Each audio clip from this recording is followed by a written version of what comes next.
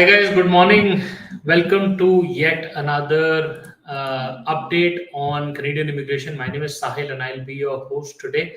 I'm a regulated Canadian immigration consultant and I have my office in Ontario, Canada. But today we are going live across the globe. So good morning to people joining from the West. Good evening to the people joining from India and the other countries.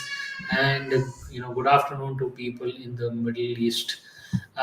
Guys, today is a very special live because, as we all know, that Canada is making tons of changes to Canadian immigration, um, and the updates that we have officially from the IRCC website says clearly that Canada is refusing files left, right, and center. So today's live, like we mentioned, we will talk about the recent happenings, the changes, the refusals, and the updates from the Canadian immigration directly. Apart from that, we will talk about new updates coming in from Saskatchewan. There is a special new program that has been launched. Apart from that, we will definitely take a closer look at the express entry pool because last week there was no CEC draw. Everybody was waiting for it. Apart from that, a couple of updates from the PNPs, and then we will also take a closer look at the numbers coming in with regards to timelines and processes because files are literally all over the place. In fact, express entry files have been now delayed. So, without any further ado, let's just quickly dive into the Canadian immigration updates for this particular week. Guys, as you already know, that there was a recent update which happened about last week, as you can see on the screen here. Let me just zoom in a bit. So this is the government of Canada um, uh, update live on Canadian government website, which says that they have now highlighting the reduced usage of temporary foreign worker program and increased penalties. Now, the decoction from this particular update is right about here, where the government says that applications are now down overall 50%. So this is probably mainly because of the fact that now there is a dearth of LMIAs available. Because of that, now the temporary foreign worker program, just on a hindsight, basically means um, any work permit that is utilizing specific program characteristics like the LMI labor market impact assessment. Now, because from the past 2 years, the Canadian immigration or the ESDC has doubled down on the restrictions on LMIAs, which includes high wage, low wage, and then the reduction in or the removal of additional job offer points from express entry. All of that has actually impacted the number of applications, which says approximately 50% reduction in the overall application, with specifically 70% in the lowest stream, because at the end of the day, the government has only reduced or stopped accepting new files. Right now, these are only rural files. The fines have doubled down. Have basically $4.8 million in fine. 36 employees have been banned, and $1 million fine plus a 10-year ban. The record number of penalty that has happened. They are now focusing on reducing reliance and protecting worker rights. So basically, apart from this, if you look at the numbers here, they've uploaded everything here. They're saying an employer in the residential building construction industry was fined $161,000 and banned from the TFW program, which is basically taking part in LMI and the other ones, for 5 years for failing to provide proper wages and working conditions. So overall, my recommendation here is that Canada is not only making it tougher for the applicants to get a work permit, but they've also now started scrutinizing the LMIA program to the best of their abilities. They are doing more checks, they are doing double checks on LMIAs that have been approved. Any sort of concerns, especially the VOWP, the vulnerable open work permit, is now being checked thoroughly. We have had recently cases where employers have come to us citing addition check and audit from ESDC with regards to the wages. That particular thing is now taking a lot of attention. If you look at this news here, that they conducted 1,435 compliance inspections on employers, out of which 10% were found to be non-compliant, which is a big number. So talking about approximately 140 employers not working properly, and they've doubled the penalties from about $2 million to about 4.8, which is more than double. Now, this is so far as what they're trying to do in terms of the temporary foreign worker program. But if you look at the asylums as well. Now they have talked specifically about the asylum updates. Within asylum, they're saying that the claims are now down 34% as compared to 2025 last year. This could be majorly because they have now reduced or they're now refusing the visitor visa files altogether, or they're now giving lesser study permits and work permits. So I don't think this is an impact majorly only because of people who are not claiming refugees, but this is also one because they're not only giving temporary resident visas to people outside. Like it's the refusal rates are very very high. So all of that could have a double down impact on this. Apart from this, irregular border crossings have reduced from 165 to 12 per day. Now, is this because the Trump administration has become very strict at the borders, or is it that Canada has become very strict, or they're sending people back? Uh, you know, then that is something that they will have to look at. Visa requirement for Mexican nationals cut claims by 97% in 1 month, and stricter TRV screening led to 65% decline in claims by visa holders. Mainly because, so the crux of this particular situation is that because the irregular border crossings have gone down. Second, the TRV visas are not being sent out, including visitor, study, and work permits, because there's a reduction in that. All of that has basically accounted towards lesser number of refugee claims. By and large, the number that is important for us to understand is that have you is the processing now strict, or is it only that the claims have gone down? Because that has a major impact, right? Like claims going down just means that lesser number of people are reaching the border, but them being processed and then being approved, that is a number that Canada will should be talking about. Because is there a percentage drop on the number of claims being accepted or refused? That is something that should be highlighted rather than the number of claims, because we already know that you're not letting people come to the border only. So with that thought, I think the numbers have to be improved in terms of reporting. That is something that they should be looking at. Let me just bring the other thing. So the total number of claimants month by month, as you can see here, in the month of July, and overall. So if you look at here, about 16,000 in on 23rd October. This was the previous one, and now that has gone down to approximately 25th May, about 8,000. So almost a 50% drop here, right? These are the other numbers which have been reported by IRCC more specifically. But I think, yes, IRCC can do a better job at least putting in the numbers of the number of claims being accepted now. On the other hand, if you talk about the new program that has been invited or being opened by Saskatchewan province, is that now they're opening the 2026 Agriculture Student Scholarship scheme, which is being now displayed, as you can see here.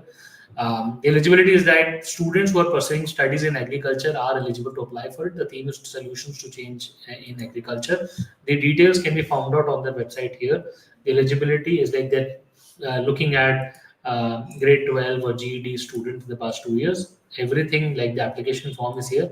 But the highlight of this particular program is that it's a 3 minute video that the person should be presenting, or 1,000-word essay. The deadline is March the 1st of 2026, and 3 runner-up would be $8,000 each. One grand prize of 6,000, which is basically a scholarship of their student, for the students in their studies. This is something that Saskatchewan is launching. But more importantly, I believe today people are now interested in knowing what is happening in express entry, guys.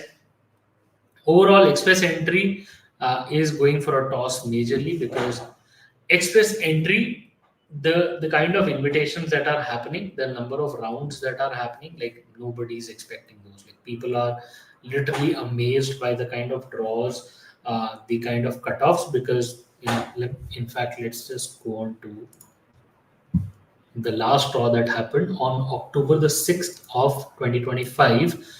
Again, 4,500 people. Come on, I mean, like, what is happening in French? I don't know. They're well over the numbers. 432 was the CRS cutoff, and if you look at the previous rounds here, October the 1st there was a CC draw.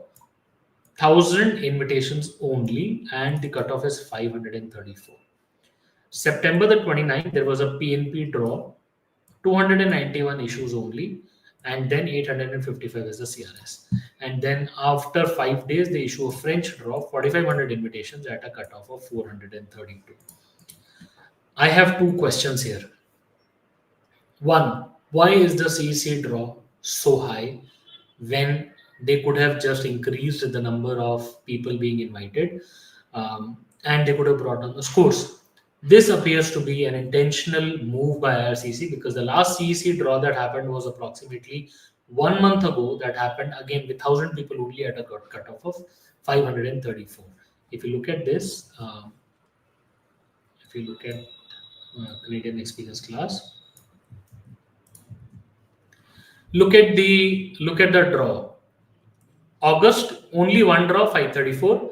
September only one draw 534. October only one draw 534.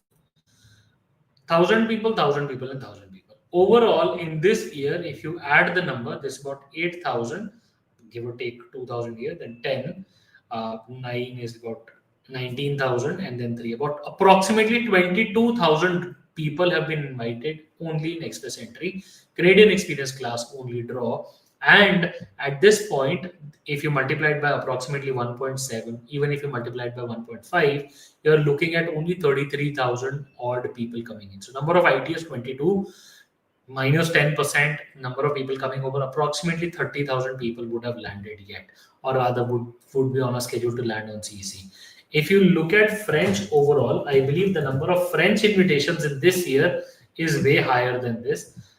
In just alone in this particular year, you're looking at about 14,000, and then 45 is like 23,000, and then say well, approximately 30,000 or a little less than that. Like French, number of French invitations this year has actually crossed the number of CC draws this year.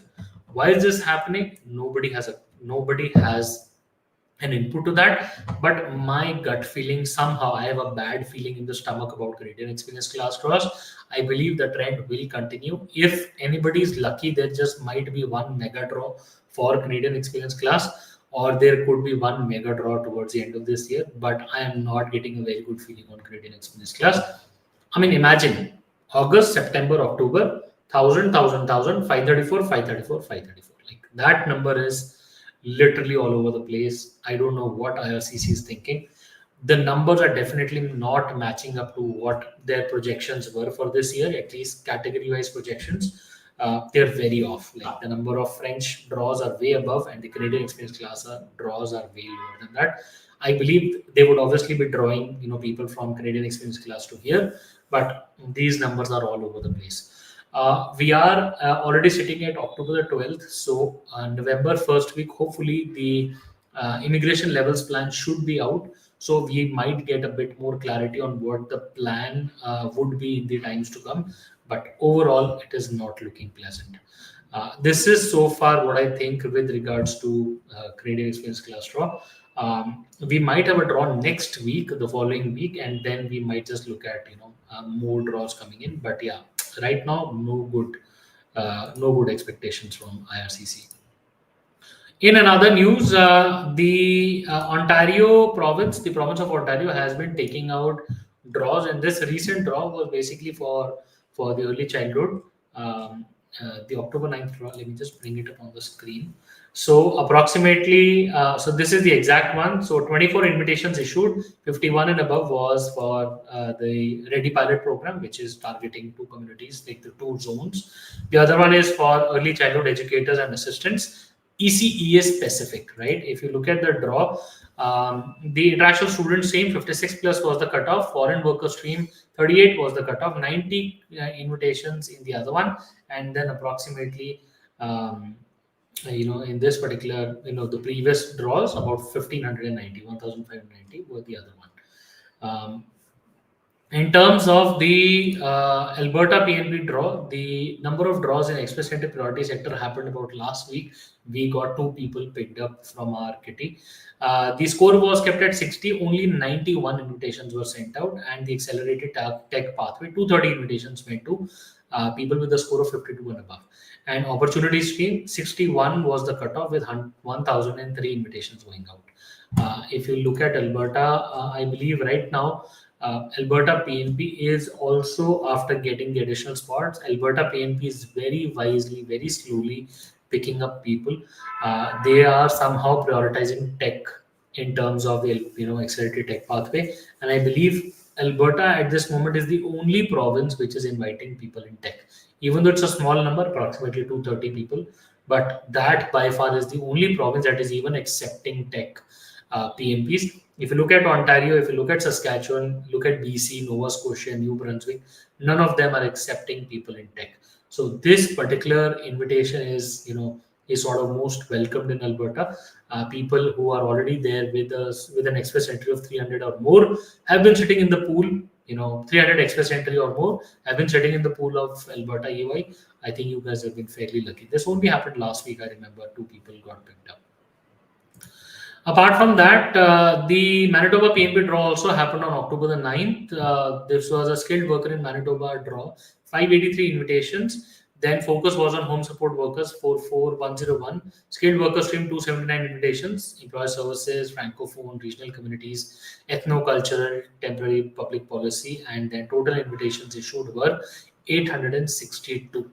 This was pretty good, but again, I believe Manitoba as a province has become really difficult, but they've made things easier by extending their that work permit support letter. Manitoba, in fact, was the first one to do that last year. In fact, the year before that, which was very very helpful to people. And I sincerely hope that people in Manitoba. I know the numbers are very very small. Anybody new going from outside might not benefit from moving to Manitoba a lot, but people who are already there, they are the ones who are getting the most of the benefit. That is something they can utilize. Apart from this, the recent update with regards to CBC, we had the article here.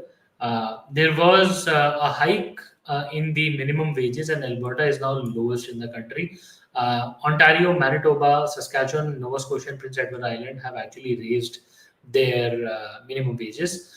Here's a snapshot of their wage increases. Now, Ontario is highest in the country with a minimum wage of approximately $17.60. Nova Scotia and PI is $16.50. Manitoba is sitting at $16, and Alberta is sitting at $15. It's the lowest. They haven't changed it since 2018. Guys, this particular increase in wages has one positive and one negative impact. At this moment, we already know that Canada is suffering from a lot of inflation related issues. In such hikes, the costing of products and services to people will obviously be affected. But at the same time, because inflation is going up, those same people who are getting their salaries will be the spenders as well. So for them, it's a good news. But for businesses, economies, industries, for them it's a bad news, and then for people at one point in time it is also a bad news, because it is at the end of the day going to be withdrawn from their own pocket only. So overall, I believe it is some sort of a good news for people at large, because at least it's a short relief that they will be getting. Approximately, I believe $16, and it's approximately less than $1 worth of a rise.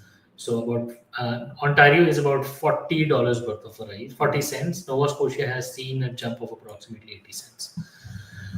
This is what is happening in Canada at the moment. And with regards to the timelines, if I bring up the latest timelines on the screen, Visitor visa from inside Canada, which is TRV, is sitting at pretty good and tight at 16 days.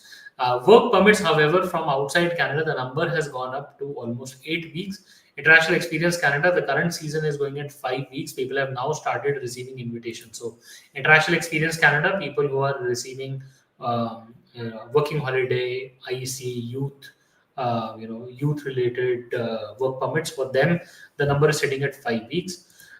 If you look at processing time from India, Visitor visa is sitting at 77 days specifically. This number has gone up drastically.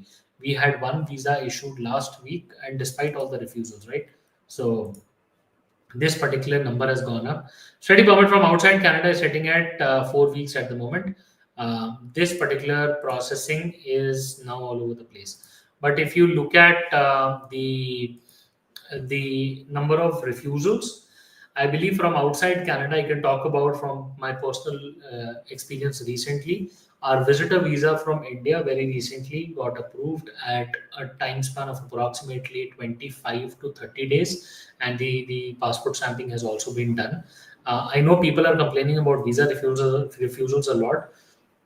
Overall, that is something that IRCC is accepting on the face. There have been Twitter posts, IRCCs back to back saying that yes, there are major visa refusals.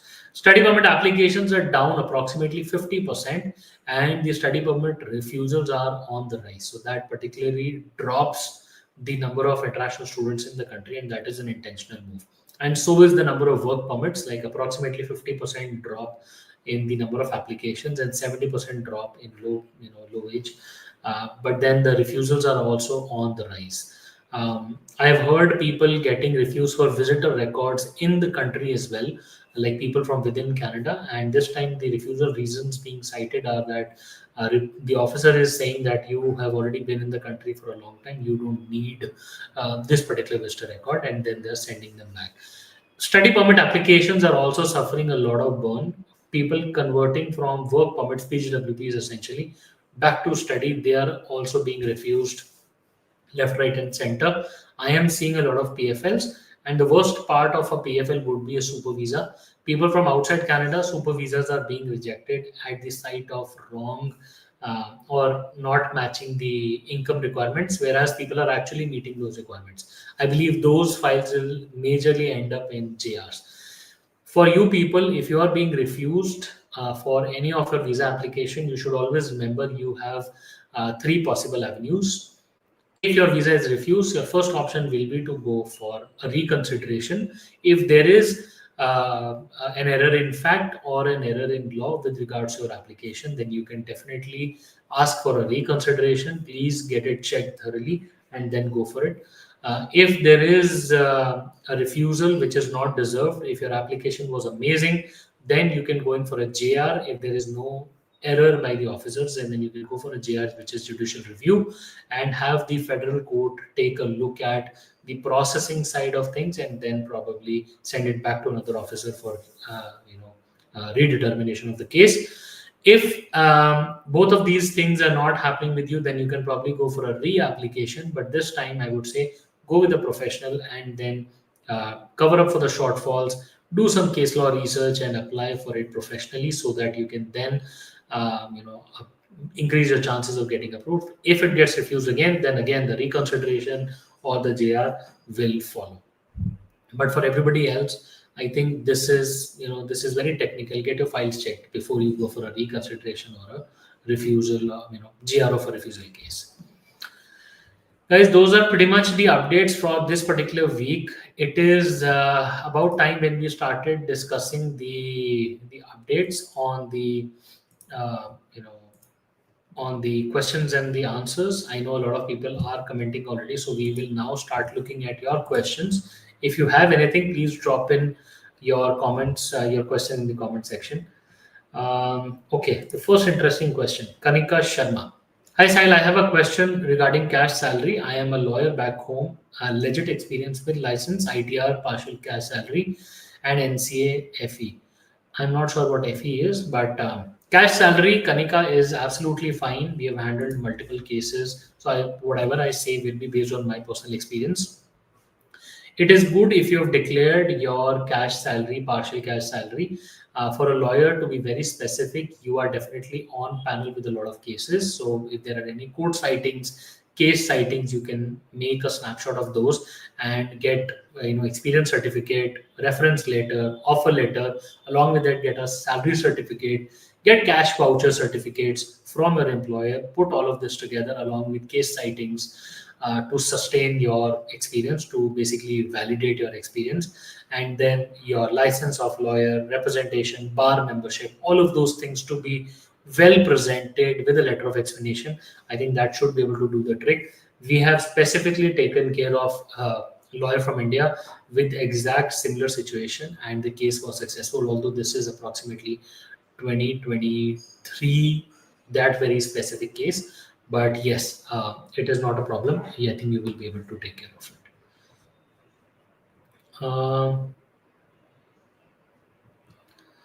Okay. Interesting question. Next trade draw expectation. My score is 500. Please anticipate. Parva, in terms of the next trade draw, I believe there should be at least one trade draw, but the cutoff should be anywhere between 500 or 505.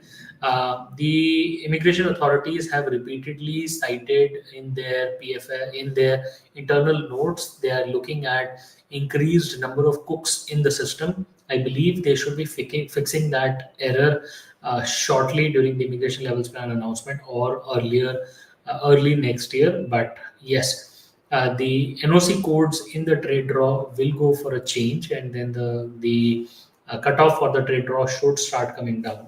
Apart from that, I believe 500 is a pretty solid score. I think that if the cooks are not removed, then the next trade draw should be sitting at approximately 500 or more. But let me just take a look at the previous draw. How big was that? So the trade draw that happened last was on September the 18th of 1250 people. So there is still more number to go. I think yes, 500 should be a safe score for now for trade people. I think that helps. Um,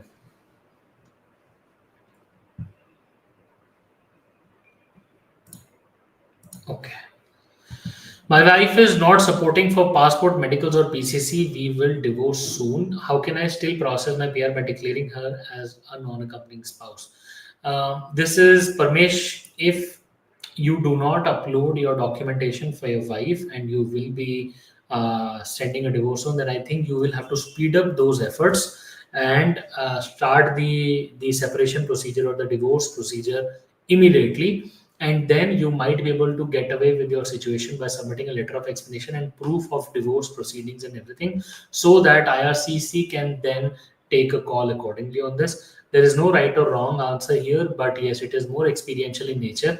I believe if you put up a good letter of explanation, once you've initiated the divorce proceedings and the matter has been accepted or gone to court, then I think you will make a better case. But your decision is more subjective in nature with the officer rather than objective. So initiate the proceedings, then submit the file with your letter of explanation. That should be able to work.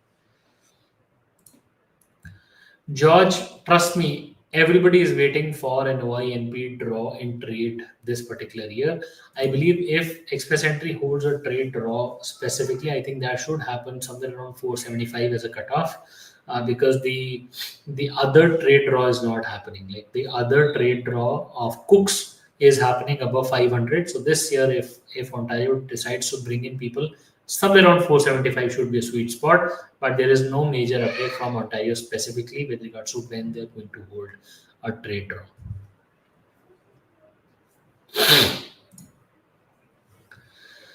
Milan, I know where this is coming from. Everybody's saying that coming down to 520 is a far fetch. No, I don't think so. It's a far fetch. I believe the number should come down at least in the middle of next year. That should be a better time to look at lower CC draws. But yes, CC draws, I understand, with only 1,000 people invited each year, that number is pretty high. So I believe you should start looking at learning French and the other avenues, because CEC might just get or remain tough for the balance of next year as well. Okay. Interesting question. I'm working as a painting worker in India. First 3 months cash, rest by Google Pay. For express entry trade draw, only 6 month proof readed, right? Can I show Google Pay months? Sam, just showing Google Pay, yes, that is an entry that you can show in your bank statement. So basically, whether the money is coming through Google Pay or Phone Pay or whatever, Paytm, it doesn't matter. Ultimately, that salary hits your bank account. So what is needed here is the bank transactions along with the salary slip, the salary certificate, the reference letter, and the offer letter. If you have all of those things ready along with an ITR of your job, then all of these things put together will be good. So whether it's Google Pay, whether it's Paytm or any other thing, it doesn't matter. Money coming in your bank account gets reflected in your bank transaction. So taking out a statement to support your experience is definitely good. Now, how long of a statement is needed? I believe the entirety of your job tenure that should be supporting your claim. So the longer it is, the better it is. Say if you have a 3-year work experience, do not just show the last 3 months. Look at the first 3 months, look at the last 3 months, and one for each quarter. That's the bare minimum that you would want to do. And then to support that, whether it should be pay stubs, it could be bank transaction, it could be ITRs, do anything and everything as best you can do to support your experience. My friend Badar, I have now recently just answered this question. I'll answer it again for you. I believe there should be one YNP trade draw towards the end of this year, at least before the end of this year. And my thought or my expectation for this trade draw in YNP should be approximately 475 and above. So any block of 475 should be the ideal number, because considering cooks and trade, which is already sitting at 500 plus, I believe Ontario should have a sweet spot around 475. This is my expectation, but the numbers can vary from actualities. We don't have any insights, any specifically, but yes, this is what I think should be happening. Biblin, good question. Is there a possibility of a stem draw? I I honestly want to see a trade draw, but looking at how Ontario is displaying signs and how the other provinces are displaying signs against the preference of NOC codes in tech, I believe there might not be a stem draw this year. That could one be one of the major possibilities. If you are lucky, you might just have one small draw of stem, this particular year. But in my honest opinion, in my expectations, I don't think there would be. But we don't have an exact insight into what IRCC is planning. We will get to know early in the month of November this year. Guys, we will take up wrapping up two questions. So last two questions for now. Um,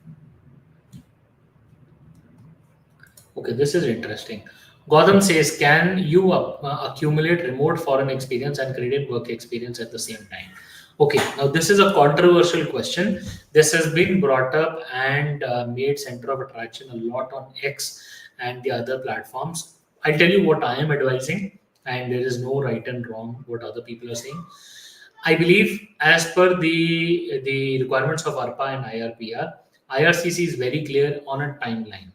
In one particular timeline, say for example, January 2025 till October 2025, these are 8 months. Within this timeline, there are weeks, right? Every month, there are approximately 4.33. So, 1 year, 52 weeks, you could have 30 hours in one job, and then that is the max you could accumulate. If you're working those 30 hours in a balance of two jobs, say for example, you're working 15 hours in a part-time job one, 15 hours in a part-time job two, those put together will also be one job. But once you do 30 hours foreign work experience and 30 hours Canadian experience, that's an overlap of hours. So in my understanding, that overlap of hours will not contribute towards your foreign experience. But I know there are a lot of people online who are saying that they have received credit for both of these. Then in that particular section, what I would say is that it is very experiential again. People are having differentiated work experiences and differentiated. I've seen people being refused also while they were claiming both, but there are opposite sides as well. We have written to IRCC to get more clarity on that, and that particular previous answer that we had was not very promising. So for now, my stand is that do not try to claim it, because that will create a lot of issues. But at the same time, people are getting some positive answers. So there is no confirmed news on that. We are definitely getting it checked, and once we have a confirmation on that, then we will make a separate video and let you know.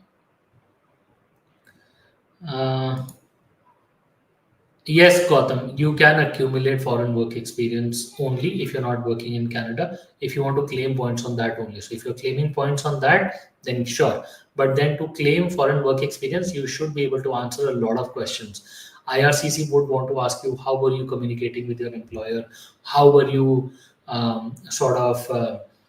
communicating your deliveries, your leaves, and all of that. Like tons of experience. One PFL that I read was approximately 2 pages for foreign work experience accumulated from inside Canada. Oh my god, that was a terrifying PFL. Yeah, please do it wisely. Do not try to overstep on that. Okay, the last question.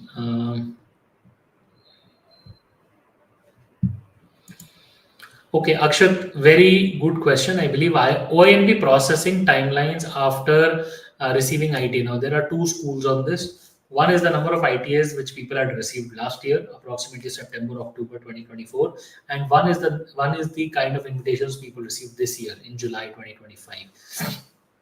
People from last year, July till October, those people are still waiting. It has been more than 1 year. Those people have not received any decision. Very, very few people are receiving decisions. The decisions are extremely slow. That is mainly because of two issues. OINP is doing load balancing of the reduced numbers from this year, and also they have now the power to refuse files or cancel applications because they are now looking at preferential NOC codes. So tech people are all under threat. Second, people who are receiving draws this year in July 2025, their files have now been processed. We're already seeing their decisions come through in just 3 months. Okay. So if you received an invitation in YNP this year, you're very lucky, your files will be processed sooner. If you received an invitation last year in September 2024 or around those months, then you are one of those unlucky ones whose OIMP files will take approximately 1 year or more. That is my thought. And they are doing preference of NOC codes, canceling files, and also load balancing. And third issue with them is that on those old files, they're now checking them for compliances, employer validations, you know, ethical and effective job offers, and all of that. So that is all over the place. Guys, that's pretty much it from our live session today. Thank you so much for joining in. It was a lovely session. I hope you got something useful out of the session today. If you did find it useful, please do drop in a like and do share this video with your friends. Please do consider subscribing to our channel. We try our heart and soul to bring you in the latest and all the updates from Canadian immigration. Hearty request, please do follow the subscribe button. Please do follow us on other social media as well. I will be live next week on Sunday, 11 a.m. Toronto time and approximately 8:30 p.m. India time. So all those people whose questions were not answered today, I hope to see you again next week and I will try to answer. During the week, I will be posting major updates on our Instagram and the shorts on YouTube. So please do subscribe and then we will share all the updates. You can also book an appointment if you have any personal questions. I would be more than happy to speak with you. All the best and good seeing you tonight. All the best.